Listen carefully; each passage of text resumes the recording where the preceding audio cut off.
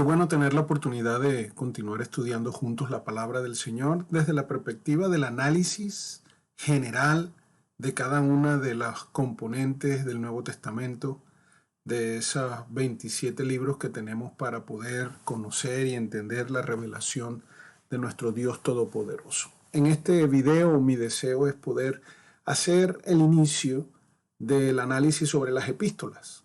Ya hemos podido hablar un poco acerca de los evangelios y hemos podido mirar algunos datos de hechos. Repito, la realidad de que es imposible por esta vía hacer un estudio detallado, doctrinal, teológico de cada tema sugerido dentro de los libros. Así que estamos haciendo es un análisis panorámico, una visión general, para que usted pueda tener la idea de lo que Dios ha permitido llegue a nuestro conocimiento, llegue a nuestras vidas a través del hermoso libro que es la Biblia. Hoy vamos a comenzar a hablar entonces acerca de las epístolas. El objetivo de este pequeño video es poder hacer la introducción a las epístolas. Una de las primeras cosas que necesitamos tener clara y diferenciar para evitar algún tipo de confusión es la diferencia entre epístola y la carta. Originalmente se entiende que para el primer siglo y sobre todo dentro de lo que era el imperio grecorromano, la epístola es un intento literario consciente, es decir, cuando se hace una carta pero con la intención de que sea pública y de que quede para la eternidad. Mientras que la carta es de carácter más privado y está escrita para una ocasión específica, careciendo del propósito de llegar a la posteridad. Entonces, por lo general, entendemos que todos los escritos del Nuevo Testamento son cartas y no epístolas, porque el Señor permitió que quedaran para la posteridad establecidas en el canon de la Biblia. Algunas personas dicen que tiene que ver con la cantidad de individuos, si es una carta para uno, dos, o si es una epístola es para todos, pero no tiene nada que ver con eso, sino con el carácter literario y la intención de que perdurara. Entonces, hay muchas otras cosas que decir, pero déjenme nada más diferenciar en eso. Es por eso que a veces hay confusión cuando decimos, bueno, la carta a Filemón, bueno, era más personal, así como también es bien personal segunda a los Corintios, pero va dirigida a una iglesia, pero Filemón recibe una carta para poder tomar una decisión, para resolver ese problema entre Onésimo y Filemón.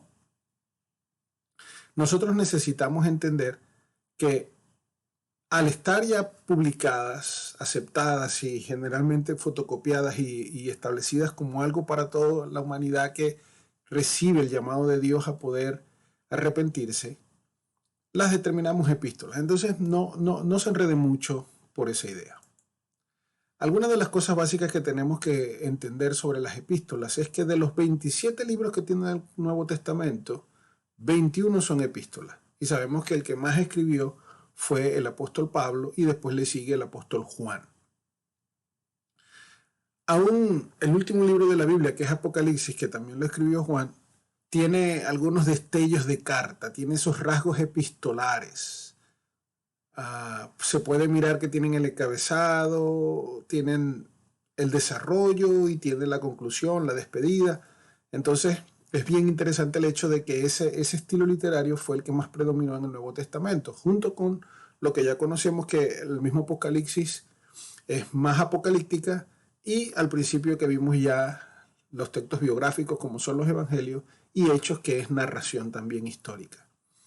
Durante el periodo de la iglesia primitiva fue la diseminación del evangelio a localidades distantes y la necesidad de mantenerse en contacto con las congregaciones lo que mandó la necesidad de los líderes de poder estar mandando entonces epístolas.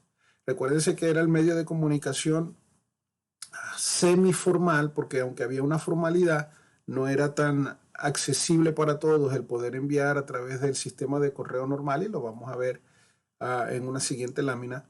Era algo que se hacía más personal. 4 personas casi siempre estaban involucradas en lo que tenía que ver con el proceso de la comunicación o del desarrollo y el envío de la carta. Esos podrían ser el que la escribió, el amanuense o el secretario, que era el estilo más utilizado en la época, que era tener a alguien al que tú le dictabas lo que querías para que él lo pudiera escribir, alguien que la llevaba, que era el mensajero, y por supuesto quien la recibe. Entonces, quien la envía, quien la copia, quien la lleva y quien la recibe. Son los cuatro componentes dentro de ese proceso de comunicación a través de la carta. Una carta escrita por la propia mano del autor era algo que se consideraba bastante. Inclusive se sabe que en la arqueología se han descubierto cartas que no necesariamente eran dentro del contexto de la Biblia, pero que valoraban muchísimo y hacían referencias a que el ser escritas a mano le daba un valor especial sentimental. Y por eso sabemos que el mismo apóstol Pablo, cuando le escribe a los Gálatas, hace referencia que una buena porción de la carta, quizás desde el capítulo 6 en adelante, fue escrita a mano, aunque quizás algunos piensan que fue toda la epístola. Pero bueno, es tema para otra discusión. Saber que ellos utilizaban secretarios o amanuenses o notarios públicos, a algunas personas les complica porque dice, bueno, si Dios inspiró al secretario o Dios inspiró al autor, como en este caso Pablo o Pedro o Juan. Pero la verdad es que es una costumbre helenística, es una costumbre dentro del Imperio Romano. ¿Por qué? Porque había mucha gente analfabeta que no conocía bien el griego y ese era el idioma en que se escribían la mayoría de las cartas, era el idioma oficial. La educación no era para el acceso de todos. Y además el proceso de copiar con los elementos, ¿verdad? El papiro o el pergamino, el cincel que se usaba con la tinta, el cuidado del material requería destreza, requería ya de gente que estuviera preparada, capacitada y acostumbrada a llevar a cabo ese proceso de cuidado. Entonces era normal. Una de las cosas importantes que tenemos que saber es que los escritores del Nuevo Testamento no utilizaron, los que tenemos referencia clara, no utilizaron ningún tipo de escriba o redactor que fuera no cristiano, sino que ellos usaron personas creyentes que sin duda consideraban un privilegio estar ayudando a este apóstol o a este autor inspirado, y lo vemos como en el caso de Pablo, ¿no? Que él mismo lo refleja en Romanos 16, 22. Ese dictado era un proceso lento. Y eso lo que hacía era que el autor dictaba las ideas claras de lo que quería que se estableciera y el amanuense lo redactaba en el mejor griego posible que pudiera darse, le daba una mejor formación gramatical. Así que el secretario experimentado le formulaba un lenguaje apropiado. Y esa es la realidad de por qué nosotros podemos tener claridad, porque no todo el mundo era un experto en el idioma. Otros, a diferencia de Lucas, quizás cuando escribió su propio evangelio y cuando escribe Hechos, demuestra tener uno de los mejores griegos del Nuevo Testamento. Pero eso tiene que ver más con que Lucas no es un judío, no es un hebreo de cepa. Entonces él ya tenía una exposición clara al griego. Cosas curiosas que tenemos que hablar de las epístolas es que tienen su propia marca, porque son escritos de un individuo en específico, como ejemplo, como en el caso de Pablo, que escribió casi todo el Nuevo Testamento. Nosotros encontramos un estilo muy apropiado a su manera de pensar, a su desarrollo lógico argumentativo. Aunque sabemos que él no usó un solo secretario, sino quizás un par de ellos, se puede ver claramente que él mantenía su estilo, es decir, el que el secretario o el amanuense estuviera participando no afectó negativamente el desarrollo de los escritos de Pablo, porque Pablo se puede imponer con su estilo de pensamiento y con sus argumentos y con su enseñanza directa en cada uno de los dictados que él hacía, y por lo menos podemos notar entonces con claridad. Les he dicho desde hace un par de videos atrás que los estudiosos modernos y todos aquellos que están empeñados en rebatir o no aceptar lo que antes se aceptó, que es un pensamiento del siglo XX, han dudado de Pablo y de su autoría, y hay algunas epístolas del Nuevo Testamento que ellos dicen que no concuerdan, que no puede ser. Entonces yo no voy a tocar esos temas acá, porque no pretendo crear confusión. Pablo escribió las cartas del Nuevo Testamento que están atribuidas a él, inclusive pienso que él escribió también Hebreos, y cuando hablemos el videito de Hebreos les daré algunos argumentos a favor en cuanto a eso. Les decía que el servicio postal en la época, el oficial, fue introducido por Augusto, y Suetonio, uno de los historiadores, lo habla claramente. Augusto César fue quien estableció un sistema postal imperial, pero no era utilizado por todas las personas, sino solo por los oficiales. No era acceso al público en general. Por lo tanto, repito la idea de que las epístolas entonces del Nuevo Testamento, como cualquier otro que quisiera tener una misiva, una carta o una epístola enviada a otra persona, necesitaba esos 4 elementos, es decir, necesitaba alguien amigo que la llevara. No había otra forma de hacerlo. Tenemos también evidencia en Hechos 15:32 de que era normal que el que llevaba la carta recibía un mensaje del autor para que pudiera reforzar el mensaje de la carta con sus palabras. Es decir, aquí te envía Pablo y él quiere que recuerdes esto y aquello. Y le entrega entonces la carta. Pablo tenía la costumbre de encargar ciertos asuntos personales al mensajero para que estas cosas no abarrotaran la carta y la carta fuera más digerible. Lo podemos ver ahí en Efesios 6:21 y en Colosenses 4:7. Sabemos que los receptores no necesariamente tenían que ser una sola persona, podían ser individuos como Timoteo, Tito, Filemón, podían ser iglesias como se le escribe a los filipenses o como se le escribe a los corintios, podían ser grupos de iglesias como se le escribe a los gálatas, pueden ser cristianos que están en una sola zona geográfica no perteneciendo a una determinada iglesia, como es el caso de cuando Pedro le escribe a los que están en la diáspora.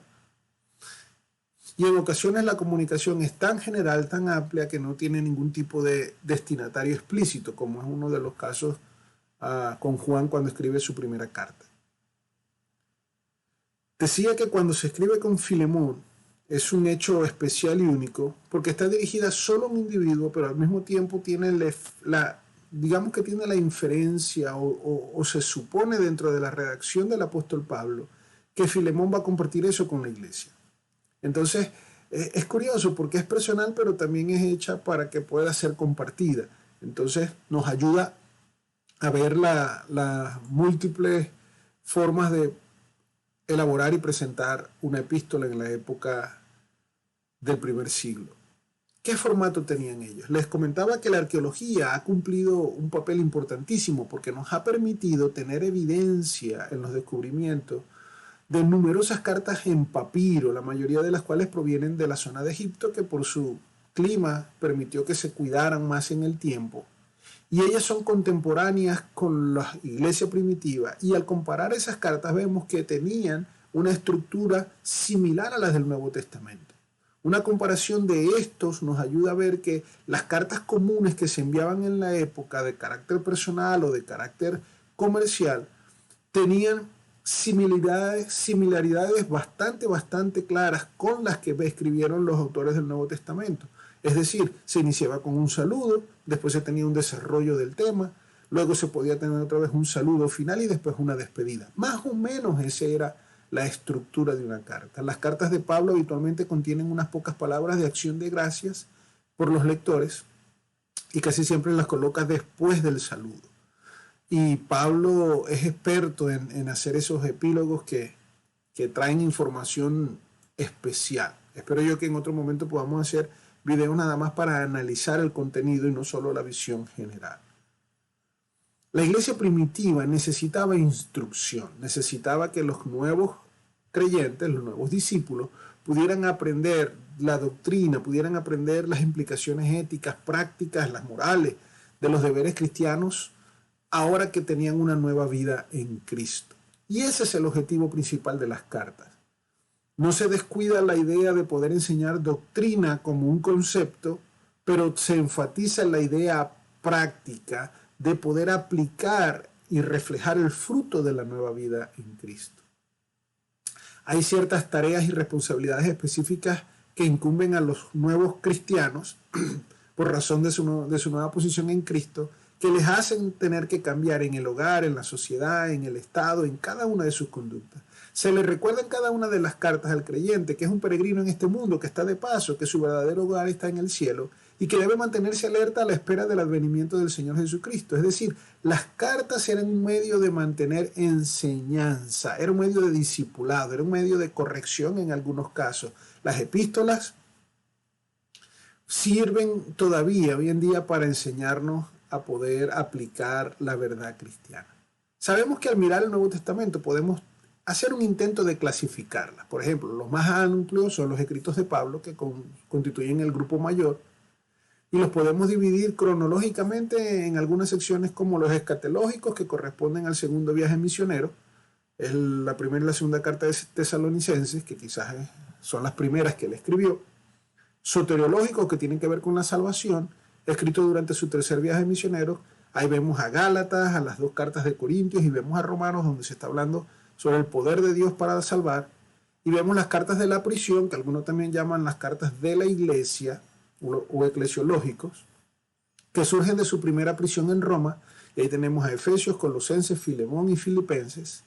Y tenemos las pastorales, que son las que se le escribe a Tito y a Timoteo durante su segundo tiempo de libertad, y Timoteo específicamente durante su segunda prisión romana, y fue la última que él escribió.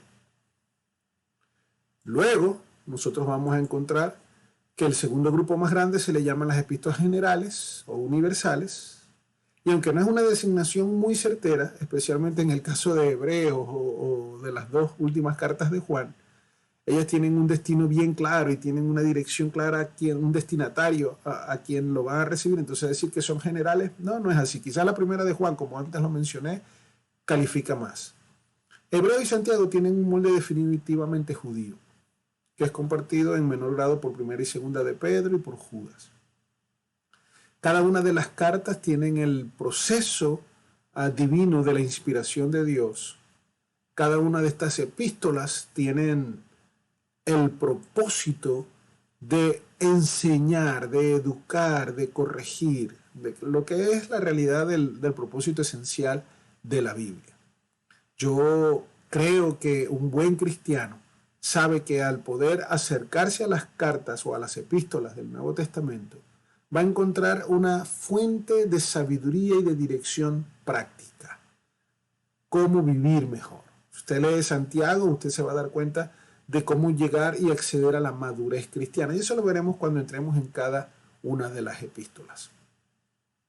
Gloria a Dios porque nos da la oportunidad de recibir su palabra, y que con un género literario, recuerde que Dios utilizó géneros literarios que ya estaban establecidos para poder comunicar su verdad. Utilizó personas pensantes que también aplicaron y impusieron su personalidad y su capacidad de razonamiento, y utilizó géneros literarios. Y por eso cuando hacemos hermenéutica, y luego haré una serie de videos acerca de la hermenéutica, que es la ciencia de la interpretación bíblica, uno de los factores más importantes es poder identificar el género literario que está utilizando el autor.